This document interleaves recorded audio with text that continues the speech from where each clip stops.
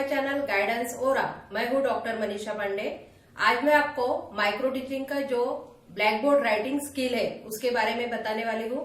उसको observation chart कैसे fill up करना है, उसमें कौन कौन से फैक्टर्स आते हैं और उन फैक्टर्स को ध्यान में रखते हुए ये ब्लैक बोर्ड राइटिंग का लेसन आपको कैसे लेना है उसका डेमोन्स्ट्रेशन भी मैं अभी आपको लेकर बताने वाली हूँ।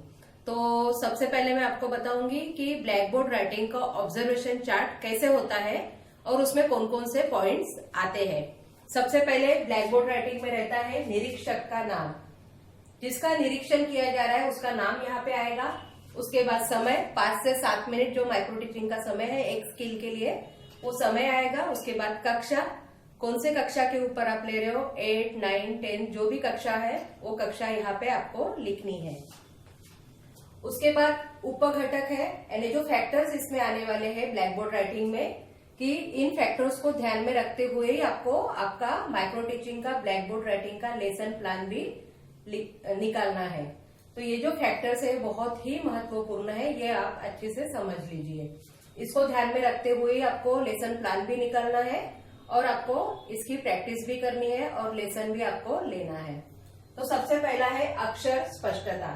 ये स्किल है ब्लैक बोर्ड राइटिंग का, इसलिए यहाँ पे जरूरी है अक्षर स्पष्टता, यानी क्लियरिटी होनी चाहिए। आप जो भी हैंडराइटिंग निकालते हो वो सामने वाले बच्चों को समझ में आनी चाहिए या वो पढ़ सकते हो, ये देखना बहुत जरूरी है। आपके अक्षर बहुत ही स्पष्ट क्लियर होने चाहिए। उसके बाद है 2 अक्षरों में उचित अंतर। जब आप लिखते हो तो 2 अक्षर जब रहते हैं उसमें योग्य अंतर डिस्टेंस रहना चाहिए। बहुत ही ज्यादा डिस्टेंस भी ना हो और बहुत कम भी डिस्टेंस ना हो। चिपके चिपके शब्द आपको नहीं लिखना है। वो अक्षरों में और शब्दों में आपको उचित अंतर रखना बहुत जरूरी है। उसके बाद है 2 शब्दों में उचित अंतर। जिस प्रकार अक्षरों में आपको उचित अंतर रखना है उसी प्रकार से 2 शब्दों में भी आपको बिल्कुल अच्छा डिस्टेंस रखना चाहिए। प्रॉपर डिस्टेंस उसमें रहना जरूरी है। 2 शब्द एकदम एक दूसरे को चिपक के नहीं आने चाहिए। प्रॉपर डिस्टेंस 2 शब्दों में रहना जरूरी है। उसके बाद है अक्षरों का उचित आकार। जब आप ब्लैक बोर्ड पे लिखते हैं तो अक्षर बहुत ही छोटे ना होने चाहिए, ना ही बहुत ही बड़े होने चाहिए। इतने अक्षर निकालिए ताकि क्लास में जितने भी 50 या 60 बच्चे बैठे हैं तो लास्ट तक के बच्चों को वो अक्षर आपके दिखाई देने चाहिए। बहुत ही बड़े बड़े भी ना निकालें और एकदम छोटे भी नहीं। तो अक्षरों का आकार सही ढंग से होना चाहिए, उचित आकार उसका होना चाहिए। उसके बाद है सीधे रेखा में लिखना। बहुत से बच्चों का क्या होता है कि लिखते लिखते उनकी रेखा ऐसी तिरछी चली जाती है, या तो एक तो ऊपर चली जाती है या फिर नीचे चली जाती है, तो ये गलत है। तो इसके लिए आपको लिखने की प्रैक्टिस करनी है ब्लैक बोर्ड पे, क्योंकि हम कॉपी में तो सीधा सीधा लिख लेंगे लेकिन ब्लैक बोर्ड पे बहुत बार क्या होता है लिखते लिखते हम तिरछा चले जाते हैं। तो ऐसा नहीं करना है, बिल्कुल सीधा रेखा में ही अपना लिखना एक लाइन में ही आना चाहिए। इसके लिए आपको थोड़ी सी प्रैक्टिस करना जरूरी है, क्योंकि हमें ब्लैक बोर्ड पे लिखने की आदत नहीं रहती है, इसलिए उसकी प्रैक्टिस आपको करना जरूरी है। तो ही आप पूरे लाइंस आपकी सीधी आ सकती है। उसके बाद है 2 रेखा में उचित अंतर। जो आप 2 रेखा लिखोगे या 4-5 रेखाएं आपकी आने वाली है तो 2 रेखाओं में आपका प्रॉपर डिस्टेंस रहना जरूरी है। एक रेखा के एकदम करीब चिपक के दूसरी रेखा नहीं आपको लिखनी है। तो दोनों लाइंस में या दोनों वाक्यों में आपको प्रॉपर डिस्टेंस रखना बहुत जरूरी है। उसके बाद है लेखन शुद्धता। जब आप लिखते हो तो आपके लेखन में शुद्धता होनी चाहिए। व्याकरण के दृष्टया कोई भी गलती उसमें नहीं होनी चाहिए। जो मात्राएं है, जो अनुस्वार है, वो सही ढंग से आपको लिखना है। तो ये जो शुद्धता का जो पालन है वो नियमों के हिसाब से होना चाहिए।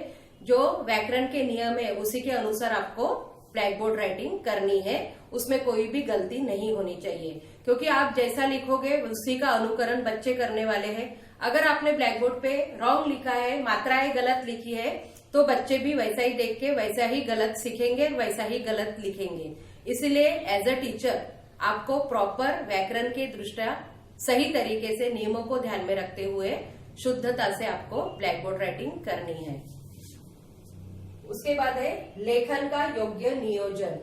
यदि ब्लैक बोर्ड बहुत बड़ा है, जैसा मेरा ये ब्लैक बोर्ड अभी छोटा है, यहाँ में इसके 2 पार्ट करना नामुमकिन है।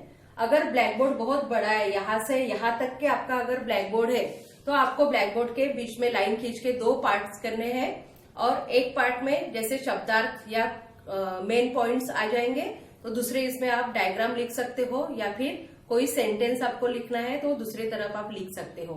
इस प्रकार से आपको जब आप लिखते हो तो ब्लैक बोर्ड का जो यूज है वो प्रॉपर तरीके से करना है। अगर ऐसा छोटा ब्लैक बोर्ड है तो इसके 2 पार्ट करने की जरूरत नहीं है, इसको आप एक ही इसमें अच्छे से आप लिख सकते हो। उसके बाद है मुद्दों का उचित मिश्रण। आप जो भी लेसन लेने वाले हो उसके जो भी मुद्दे हैं, जो मेन पॉइंट्स है, वो मुद्दे जो है वो प्रॉपर रहने चाहिए। जो आप टॉपिक पढ़ा रहे हो उसके हिसाब से ही वो जो मेन मुद्दे हैं वो रहने चाहिए, वो ध्यान में आपको रखना है। फिर है संक्षेप लेखन। ब्लैक बोर्ड राइटिंग हम कर रहे हैं तो उसमें हमें पूरी बुक की बुक लिखनी नहीं है, बिल्कुल संक्षेप में ही लिखना है, शॉर्ट लिखना है। जैसे मेन पॉइंट्स है वही उसमें आने चाहिए, बाकी आप अपने मुंह से एक्सप्लेन कीजिए। लेकिन ब्लैक बोर्ड पे बहुत ज्यादा लिखने की जरूरत नहीं होती है। ब्लैक बोर्ड इसलिए होता है कि बच्चों को वो पॉइंट्स समझ में आ जाए। अगर पॉइंट्स सामने रहेंगे तो बच्चों को जो आप एक्सप्लेन कर रहे हो वो जल्दी समझ में आ जाएगा, इसलिए ब्लैक बोर्ड पे संक्षेप में ही लिखना है। उसके बाद है अवधान युक्तियां। बच्चों का अवधान हमारे ब्लैक बोर्ड के तरफ या हमारे टीचिंग के तरफ आकर्षित करने के लिए जब हम ब्लैक बोर्ड राइटिंग करते हैं उसके लिए कलर चौक का भी हम यूज कर सकते हैं। कलर चौक में अलग अलग प्रकार के कलर के चौक आते हैं, उसका यूज करके आप बच्चों को अपने लिखान के तरफ या अपने ब्लैक बोर्ड राइटिंग के तरफ आकर्षित कर सकते हो।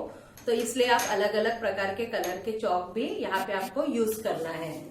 उसके बाद है प्रमुख मुद्दों का समावेश।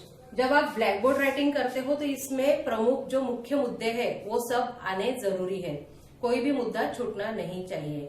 तो इस प्रकार से ये जो पूरे पॉइंट्स मैंने अभी आपको बताया है ये ब्लैक बोर्ड राइटिंग के स्किल में आने चाहिए। जब आप लेसन लोगे तब उसमें इन सब पॉइंट्स का यूज आपको करके वो लेसन लेना है।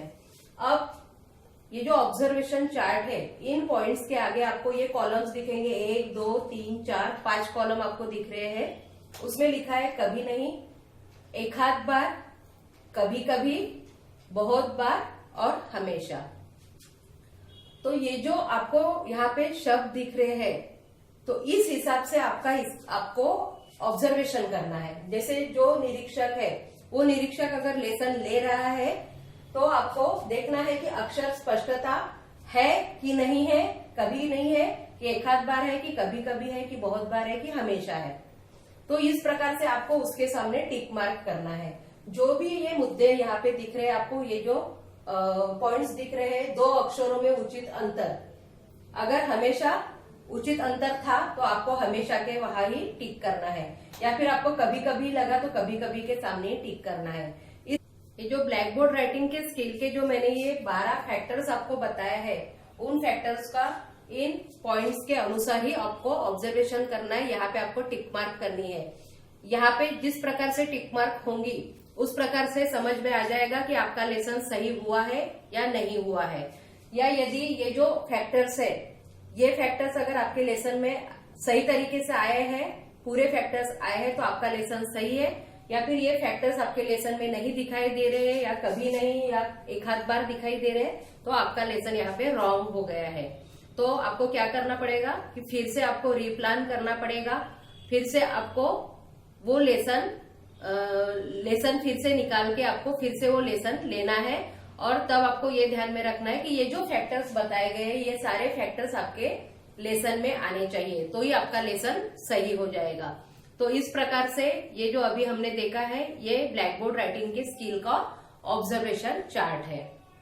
अभी मैं आपको बताने वाली हूँ कि डेमोन्स्ट्रेशन कैसे है और आपको ये लेसन कैसे लेना है, डेमोन्स्ट्रेशन कैसे करना है, ये अभी इसके बाद में आपको बताने वाली हूँ। अभी मैं आपको ब्लैक बोर्ड राइटिंग स्किल का डेमोन्स्ट्रेशन लेकर बताने वाली हूँ। इसे आपको अच्छे से ऑब्जर्व करना है और उसी प्रकार से आपको ये ब्लैक बोर्ड राइटिंग का लेसन माइक्रो टीचिंग के सेशन में लेना है। तो ध्यान से आपको ये पूरा वीडियो मेरा देखना है, ठीक है। अभी हम स्टार्ट करेंगे। Good morning students, good morning. आज हम हिंदी सब्जेक्ट पढ़ने वाले हैं। अभी मैं आपको कुछ प्रश्न पूछूंगी, उसके आंसर्स आपको मुझे देना है। सबसे पहले आप मुझे ये बताइए कि हमें अगर अपनी बात किसी और को बतानी है तो हम कैसे बताएंगे? बोलकर। वेरी गुड, बराबर है, बोलकर ही हम अपनी बात दूसरों को बताएंगे। यदि हम अपनी बात या अपना संदेश मौखिक रूप से दे नहीं सकते, संभव नहीं है, तो इसके लिए हम क्या करेंगे? लिख कर देंगे। वेरी गुड, हम अपना संदेश लिखकर दूसरे व्यक्ति को दे सकते हैं। यदि हम ये जो लिखा हुआ संदेश दूसरों को देते हैं तो इसे क्या कहते हैं? पत्र लेखन। वेरी गुड, लिखा हुआ संदेश जो होता है उसे कहते हैं पत्र लेखन। तो आज हम पत्र लेखन के प्रकार देखने वाले हैं।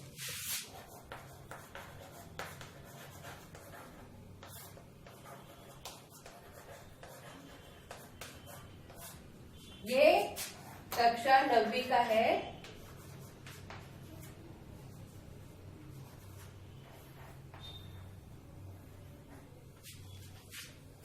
तो अभी हम देखेंगे कि पत्र लेखन के प्रकार कौन कौन से हैं। तो सबसे पहले हम देखेंगे कि पत्र लेखन के प्रकार है प्रमुख दो। प्रमुख दो प्रकार है इसके। एक है औपचारिक पत्र लेखन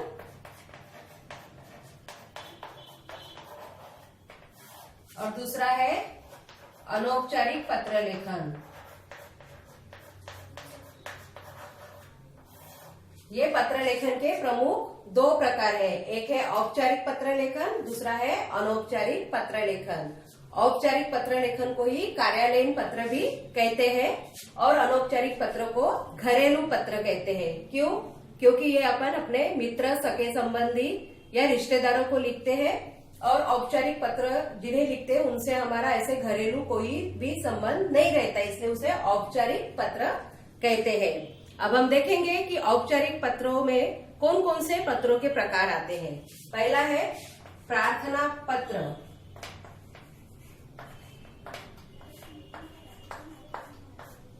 ये जो प्रार्थना पत्र है ये कोई भी छात्र अपने प्रधानाचार्य को छुट्टी के लिए लिखता है या स्कॉलरशिप के हेतु लिखता है या फिर खेल का कोई सामान अगर उसे मंगवाना है, इसके लिए अपने मुख्याध्यापक को वो पत्र लिखता है, उसे कहते हैं प्रार्थना पत्र। उसके बाद है शिकायत पत्र।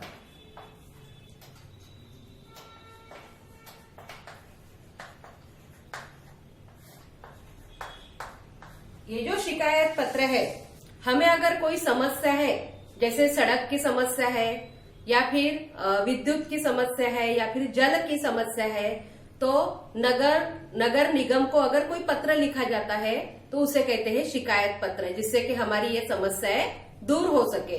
उसके बाद है आवेदन पत्र।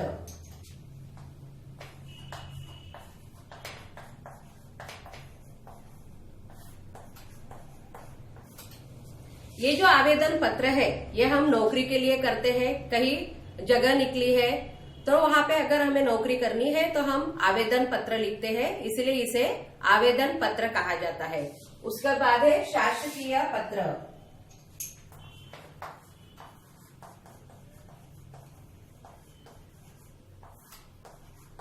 या इसे ही सरकारी पत्र भी कहा जाता है। ये जो पत्र है शासकीय पत्र है, ये एक डिपार्टमेंट से दूसरे डिपार्टमेंट को लिखा जाता है। एक अधिकारी दूसरे अधिकारी को लिखते हैं या फिर अपने कर्मचारियों को कोई आदेश देना है या कोई परिपत्रक जारी करना है, तो इसके लिए ये शासकीय पत्र लिखे जाते हैं। ये हो गए औपचारिक पत्र लेखन के प्रकार। उसके बाद हम देखेंगे अनौपचारिक पत्र लेखन के प्रकार कौन से हैं।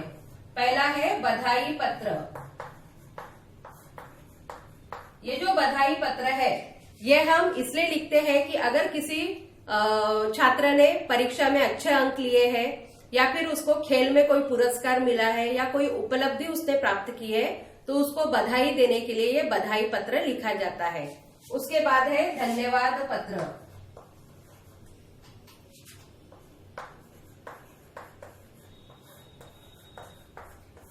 ये जो धन्यवाद पत्र है, यदि हमारे ऊपर किसी ने कभी उपकार किए हैं या किसी ने हमारी कभी मदद की है तो उनको धन्यवाद देने हेतु ये धन्यवाद पत्र लिखे जाते हैं। उसके बाद है शुभकामना पत्र।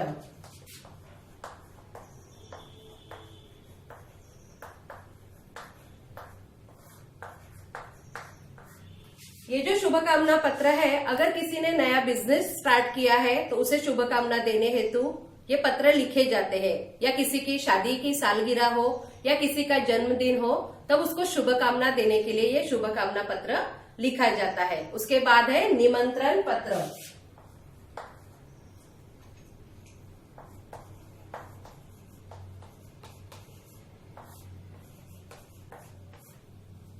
ये जो निमंत्रण पत्र है, यदि हमारे घर में कोई भी प्रोग्राम है, जैसे शादी है, शादी में हमें अपने रिश्तेदारों को बुलाना है तो निमंत्रण पत्र लिखा जाता है। या घर में किसी पूजा का आयोजन किया गया है और पूजा में हमें अपने मित्र संबंधी या रिश्तेदारों को बुलाना है तो उसके लिए ये निमंत्रण पत्र लिखा जाता है। तो इस प्रकार से ये पत्र लेखन के प्रमुख 2 प्रकार है, औपचारिक पत्र लेखन और अनौपचारिक। और औपचारिक पत्र लेखन के ये प्रकार है और अनौपचारिक पत्र लेखन के ये प्रकार है। इस प्रकार से अभी हमने पत्र लेखन के प्रकार देखे हैं। धन्यवाद।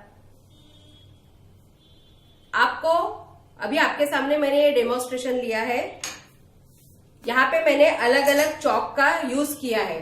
ब्लैक बोर्ड पे हमने अलग अलग चौक से लिखा है और ये जो पॉइंट्स है, मेरा ये ब्लैक बोर्ड आकार से थोड़ा छोटा है इसलिए मैंने इस प्रकार से लिखा है। यदि आपका ब्लैक बोर्ड बड़ा है तो आपको और अच्छे से लिखना है। तो इस प्रकार से आपको ये ब्लैक बोर्ड राइटिंग का स्किल लेना है। जब भी आप क्लास में लोगे तो इस प्रकार से आपको लेना है। और यदि आपको ये मेरा वीडियो पसंद आया या ऐसे और वीडियोस आपको मेरे देखने हैं तो सबसे पहले मेरे इस चैनल को सब्सक्राइब कीजिए, लाइक कीजिए और शेयर कीजिए। Thank you.